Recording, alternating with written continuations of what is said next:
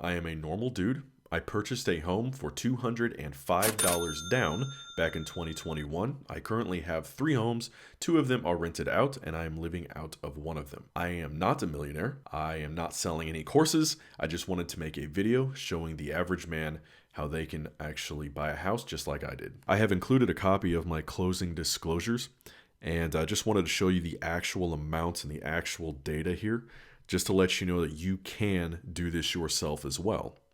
So the loan amount for total is $54,767. This was not a $200,000 house.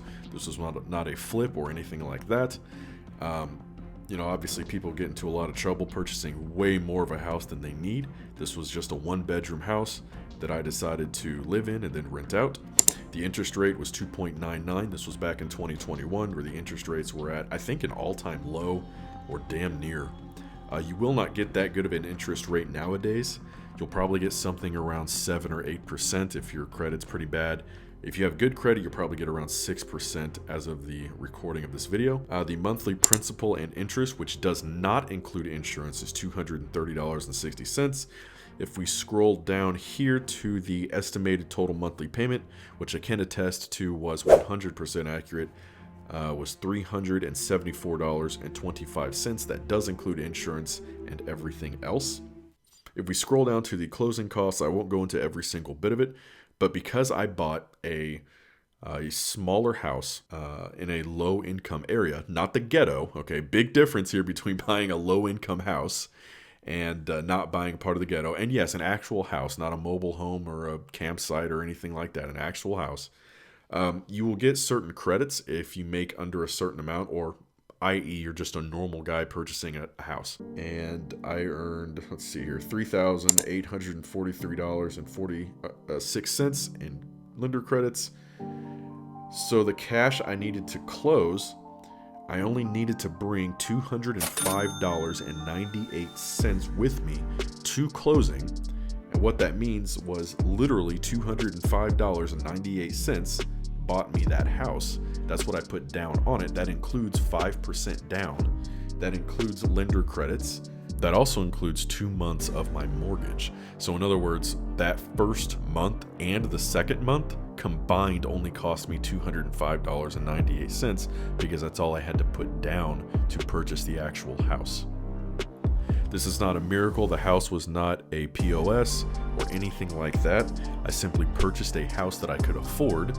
I purchased a house that was not in the ghetto, but was in a lower income area where I could just put a few $1,000s into it and make it completely livable, which is exactly what I did, which is exactly what anybody can do listening to this video.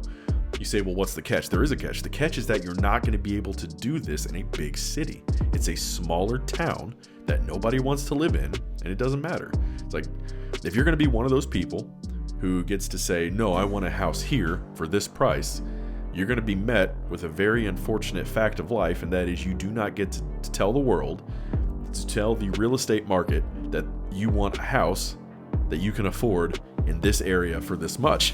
It's not going to happen. Look, you can pretty much choose one or the other, right? You can choose either to have a house that you can afford, or you can choose to have a house in the area you want. You're going to need to sacrifice one of those two things temporarily in order to build yourself up, to get some credit, to build up some more cash, to build up some more capital, to where you can in the future go and purchase the house that you want. When you go to buy a house, the first thing that they're going to check is your credit. Now, the good news here is that most people are wrong when it comes to credit.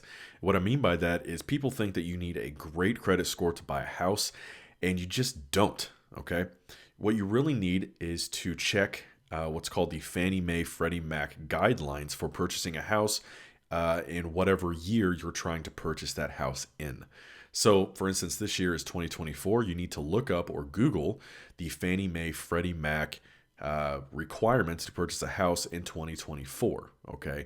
And you'll see there the exact specifications for exactly what you need, and most banks just go by these guidelines anyway. In terms of your credit score, you only need about, in the low 600s to qualify for a loan. Now, that doesn't necessarily mean that you will qualify based on other factors, but it's much lower than the people think you need like 750 750, 780 credit score, and you really don't. It does affect your rate. So the higher your credit score, the better your credit score, the better rate you're going to get. Another thing that people get really wrong, and I mean really wrong when it comes to purchasing a house, is the down payment needed. Everybody seems to have this weird number in their head, okay? It's the number called 10,000. And I don't know why people have this, but all my friends had it. Everybody that I talked to had it. I have no idea why people think that you need $10,000 to buy a house. Now, you could, but for some reason that number is in everybody's mind and it's just wrong.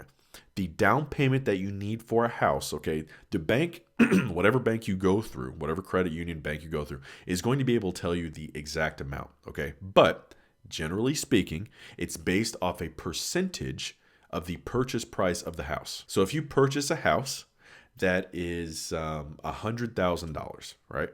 You do not need $10,000 down for that house. That's 10% down, okay?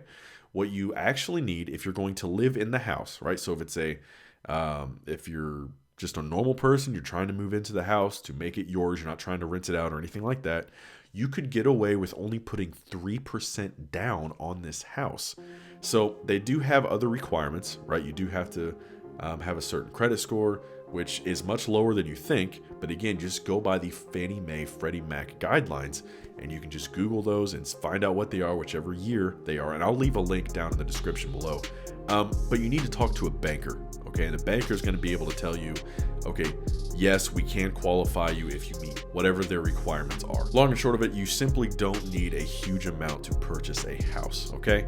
3% down on a $100,000, $200,000 house is going to be where the vast majority of people in the US fall. And I'm telling you, those houses are readily available. They are abundant, maybe not in the state or the city that you want them to be in, but they are readily available and they are numerous. There are plenty of them left, and I am living proof of that. So here's something else that people get wrong about purchasing a house, and that is your employment record. And yeah, they actually do check this. They check this via your W-2 forms or your previous tax forms for the 2 previous years. If you go to purchase a house, they want to obviously they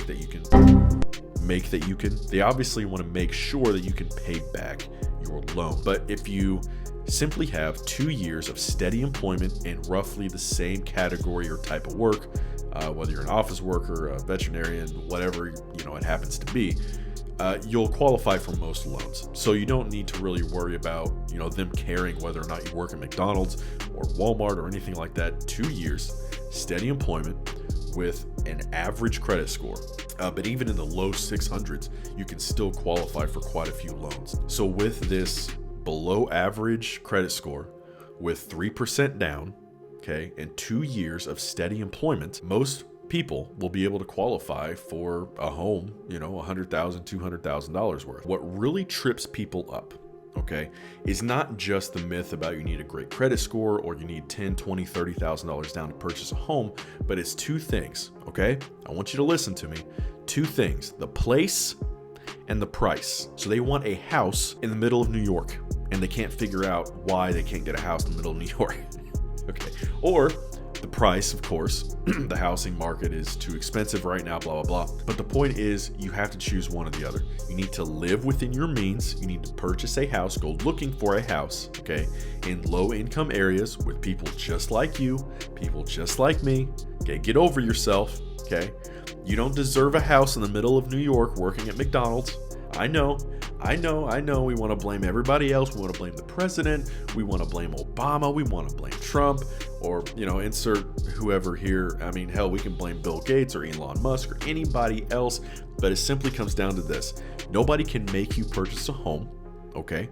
Nobody can make you purchase a home in a certain place. So to wrap this up, I was able to purchase a house within my means for cheap because I bought it in a place that I didn't necessarily want to be or see myself long term. And I worked a steady job. I worked hard every single day. I saved up enough, and I kept myself living within my means for years before I even purchased or even thought about purchasing a house.